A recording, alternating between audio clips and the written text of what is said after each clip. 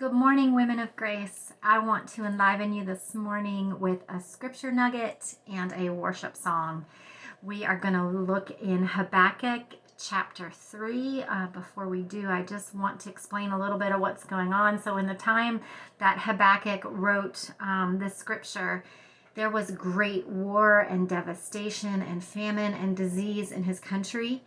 And you can go through and read the rest of the scriptures, but he ends with this prayer to God. And in this prayer to God is something so beautiful that I want to share with you. But keep in mind that this was not a good time. There was a lot of, like I said, devastation everywhere he looked. There was disease and death and famine. And I want to bring to light part of what he said in his prayer. And the reason I want to do that is because I think we can relate a little bit to what he was living in, the times that he was living in back then. Looking around us today, we can see disease and death and famine and destruction, and yet we have some encouraging words from the prophet Habakkuk, and I want to share those with you. And they come, like I said, in chapter 3, and in verse 17, he says this: "Though the fig tree should not blossom, nor fruit be on the vines, the produce of the olive fail, and the fields yield no food, the flock be cut off from the fold, and there be no herd in the stalls. Yet I will rejoice in the Lord, and I will take joy in the God of my salvation. God the Lord is my strength. He makes my feet like the deer's. He makes me tread on my high places." And that is such an encouraging scripture for us today, because he's saying, look, though there's nothing around me, though there's waste, though there's not plenty, though my cupboards are bare, and the supply of all that I am used to, all that we've had is gone, yet.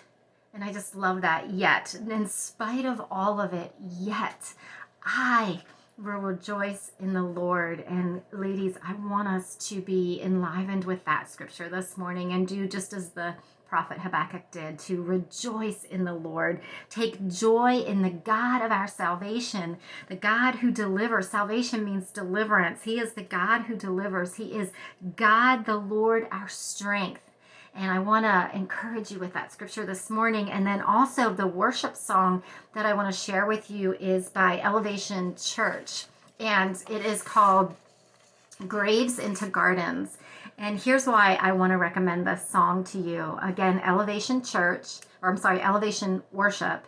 And it's called Graves into Gardens. And here's why I like it: because the chorus of this song just exalts God. It is just about that. It's about rejoicing and praising who God is. It says, "There's nothing better than you." And over in the chorus, it just says, "Oh Lord, oh God, there is nothing better than you. Nothing, no one is better than God." And so it really takes this idea that we see in Habakkuk of rejoicing in the God of our salvation, and it's in the chorus of the song. Lord, there's nothing better than you.